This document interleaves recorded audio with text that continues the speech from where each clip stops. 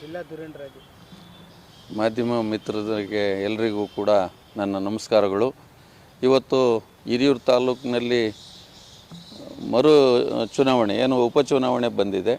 ಈ ಉಪಚುನಾವಣೆ ಬಂದಂಥ ಸಂದರ್ಭದಲ್ಲಿ ಬೇರೆ ಬೇರೆ ಹೊರಗಡೆಯಿಂದ ಬೇರೆ ಬೇರೆ ಅಭ್ಯರ್ಥಿಗಳು ಈಗ 15 ದಿವಸದಿಂದ ಎಲ್ಲ ಪ್ರಾರಂಭ ಆಗಿಬಿಟ್ಟಿದ್ದಾರೆ.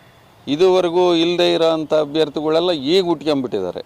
ಇಲ್ಲಿ ಜನತಾದಳದ ಭದ್ರಕೋಟೆ ಹಿರಿಯೂರು ತಾಲೂಕು ಇಂದಲಿಂದ 1994ರಿಂದಲೂ ಕೂಡ 2-3 ಬಾರಿ ಗೆದ್ದು ಮಂತ್ರಿಯಾಗಿ ಅಧಿಕಾರ ಮಾಡಿದಂಥ ಡಿ ಮಂಜುನಾಥ್ ಅವ್ರ ಕಾಲದಿಂದಲೂ ಕೂಡ JDS ಭದ್ರಕೋಟೆ ಚಿತ್ರದುರ್ಗ ಜಿಲ್ಲೆಯಲ್ಲಿ ನಂಬರ್ 1.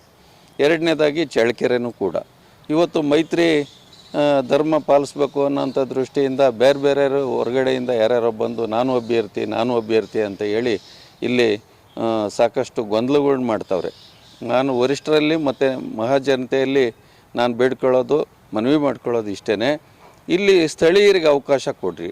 ಸ್ಥಳೀಯರಿಗೆ ಅವಕಾಶ ಮಾಡಿದರೆ ಖಂಡಿತವಾಗ್ಲೂ ಇಲ್ಲಿ JDS ಗೆಲ್ಲಿಯೋಂಥ ಅವಕಾಶಗಳು ಬಹಳಷ್ಟಿದೆ. ನಾವೆಲ್ಲ ಸುಮಾರು 35-40 ವರ್ಷದಿಂದ ಪಕ್ಷದಲ್ಲಿ ದುಡ್ದಿದ್ದೀವಿ. ಜಿಲ್ಲಾ ಪಂಚಾಯತ್ ಅಧ್ಯಕ್ಷ ಆಗಿದ್ದೀನಿ, ಜಿಲ್ಲಾ ಜನತಾದಳದ ಅಧ್ಯಕ್ಷ ಆಗಿದ್ದೀನಿ, 17 ವರ್ಷ ಹಿರಿಯೂರು ತಾಲೂಕು ಘಟಕದ ಅಧ್ಯಕ್ಷನಾಗಿದ್ದೀನಿ. ಮಂಡಲ್ ಪಂಚಾಯಿತಿಯಿಂದ ಹಿಡಿದು 85ರಿಂದ ಇಲ್ಲಿವರೆಗೂ ಕೂಡ ಪಕ್ಷದಲ್ಲಿ ದುಡಿತಾ ಬಂದಿದ್ದೀವಿ. ಅದನ್ನು ಪರಿಗಣಿಸಿ ನಮ್ಮ ಮಹಾನ್ ನಾಯಕರು ಕುಮಾರಣ್ಣವರು, ದೇವೇಗೌಡರು ಅವರೆಲ್ಲ ನಮ್ಗೆ ಅವಕಾಶ ಮಾಡಿ ಕೊಡಬೇಕು. ಇವತ್ತು ಸ್ಥಳೀಯರಿಗೆ ಅಂತ ಕೂಗು ತಾಲೂಕಲ್ಲಿ ಎದ್ದಿದೆ. ಬೇರೆ ಎಲ್ಲ ಹೊರಗಡೆಯಿಂದ ಬರ್ತಾರೆ, ಗೆಲ್ತಾರೆ, ಸೋಲ್ತಾರೆ, ಅವ್ರದ್ದೇನು ಅವ್ರು ವ್ಯವಹಾರ ಮಾಡ್ಕೊಂಡು ಊರಿಗೆ ಹೊರಟು ಹೋಗ್ಬಿಡ್ತಾರೆ. ಅಲ್ಲಿ ಯಾರೂ ಸಿಗಲ್ಲ. ಸತ್ರು ಇರೋರು ನಾವು. ಹಾಗಾಗಿ ಇವತ್ತು ಸ್ಥಳೀಯರಿಗೆ ಒಂದು ಅವಕಾಶ ನೀಡಬೇಕು ಅನ್ನೋಂಥ ದೃಷ್ಟಿಯಿಂದ ತಾವು ದೊಡ್ಡ ಮನಸ್ಸು ಮಾಡಿ ಇವತ್ತು JDSಗೆ ನೀವು ಬೆಂಬಲ ಕೊಡಬೇಕಾಗುತ್ತೆ. ನನಗೆ ಟಿಕೆಟ್ ಕೊಟ್ಟರೆ ಖಂಡಿತವಾಗ್ಲೂ ಅಲ್ಲಿ ಸ್ಥಳೀಯವಾಗಿ ಗೆದ್ದು ನಮ್ಮ ಸ್ಥಳೀಯ ಸಮಸ್ಯೆಗಳ್ನ ಎಲ್ಲವೂ ಕೂಡ ನಿವಾರಣೆ ಮಾಡೋದಕ್ಕೆ, ಅಭಿವೃದ್ಧಿ ಮಾಡೋದಕ್ಕೆ ಸಾಕಷ್ಟು ಪ್ರಾಮಾಣಿಕ ಪ್ರಯತ್ನವನ್ನು ನಾನಾದರೂ ಕೂಡ ಖಂಡಿತ ಮಾಡ್ತೀನಿ ಅನ್ನೋಂಥ ಮನವಿ ಮಾಡಿಕೊಂಡು ಇವತ್ತು ಏನೆಲ್ಲ ಆಗುಹೋಗುಗಳು ನೀವು ಕಂಡಿದ್ದೀರಿ. 30-40 ವರ್ಷದಿಂದ ಪಕ್ಷದಲ್ಲಿ ಇದ್ದೀವಿ. ಹಾಗಾಗಿ ಪಕ್ಷನ ಗುರುತಿಸಿ ನೀವು JDSಗೆ ಕೊಟ್ಟರೆ ಮಾತ್ರ ಅಲ್ಲಿ ಅನುಕೂಲ ಆಗುತ್ತೆ. ಈಗ ಮೈತ್ರಿ ಧರ್ಮ ಇದೆ, ಇನ್ನೂ 4 ತಾಲೂಕುಗಳಿದ್ದಾವೆ. ಮುಂಬರೋ ಅಂಥ ಚುನಾವಣೆಗಳಲ್ಲಿ BJP ಮತ್ತು JDS ಮೈತ್ರಿ ಮುಂದುವರೆದ್ರೇ ಇಲ್ಲಿ ಅವಕಾಶ ಇರೋದು ಕೂಡ, ಅದು ನನಗೂ ಕೂಡ ಅರ್ಥ ಆಗುತ್ತೆ.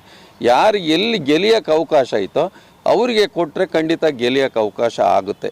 ಹೊರಗಡೆಗಳವ್ರಿಗೆ ಬಂದಾಗ ನೀವು ಮಣೆ ಹಾಕಬಾರ್ದು ಅಂತ ನಾನು ಮನವಿ ಮಾಡ್ತೇನೆ. Super sir. ಏನಂತಂದರೆ ಇವತ್ತು ಇನ್ನೊಂದು 4-5 ತಿಂಗಳೊಳಗಡೆ ಎಲೆಕ್ಷನ್ ಸ್ಟಾರ್ಟ್ ಆಗುತ್ತೆ ನಮ್ಮ ಹಿರಿಯೂರು ತಾಲೂಕಲ್ಲಿ. ಈ ಎಲೆಕ್ಷನ್ ಸ್ಟಾರ್ಟ್ ಆಗಿರೋದ್ರಿಂದ ಈಗ ಅನೇಕ ಜನಗಳು ಬರ್ತಾ ಇರ್ತಾರೆ ಆಕಾಂಕ್ಷಿಗಳಂತ. ಆದರೆ ಈ ಒಂದು ಹಿರಿಯೂರಲ್ಲಿ ಹೇಳ್ಬೇಕಂದ್ರೆ ಸ್ಥಳೀಯರ ಒಂದು ಕೂಗು ಅಂತಕ್ಕಂಥದ್ದು ಜಾಸ್ತಿ ಇದೆ. ಅಂದರೆ ಸ್ವಾಭಿಮಾನದ ಕಿಚ್ಚು ಅನ್ನೋದು ಹಿರಿಯೂರಲ್ಲಿ ಜಾಸ್ತಿ ಆಗಿದೆ. ಆ ಒಂದು ಕಾರಣಕ್ಕೆ ಜೊತೆಗೆ ಇಲ್ಲಿನ ಒಂದು ಮಣ್ಣಿನ ವಾಸನೆ ಗೊತ್ತಿರ್ತಕ್ಕಂಥ ವ್ಯಕ್ತಿ ಇಲ್ಲಿ ಶಾಸಕರಾಗಿರಬೇಕು ಅನ್ನೋದು ಒಂದು ಅಲೆ ಎದ್ದಿದೆ. ಯಾಕಂದರೆ ಬರೀ ಹೊರಗಡೆಯವರು ಬರ್ತಾರೆ, ಅವ್ರು ಶಾಸಕರಾಗ್ತಾರೆ, ಸ್ವಲ್ಪ ದಿನ ಇರ್ತಾರೆ, ಮತ್ತೆ ಹೋಗ್ತಾರೆ. ಆ ಒಂದು ಕಾರಣಕ್ಕಾಗಿನ ಎಲ್ಲ ಇಲ್ಲಿರ್ತಕ್ಕಂಥ ಎಲ್ಲ ಆಲ್ಮೋಸ್ಟು ಸಾಮಾನ್ಯ ಜನಗಳು ಏನಿದ್ದಾರೆ ಅವರು ಸ್ಥಳೀಯ ವ್ಯಕ್ತಿಗಳು ಶಾಸಕರಾಗಲಿ ಅನ್ನೋದು ಒಂದು ಬಯಕೆಯಿಂದ ಇವತ್ತೆಲ್ಲರೂ ಒಂದು ದೊಡ್ಡ ಒಂದು ಅಲೆಯನ್ನು ಸೃಷ್ಟಿಯಾಗಿದೆ ಅಂತ ಹೇಳ್ಬೋದು.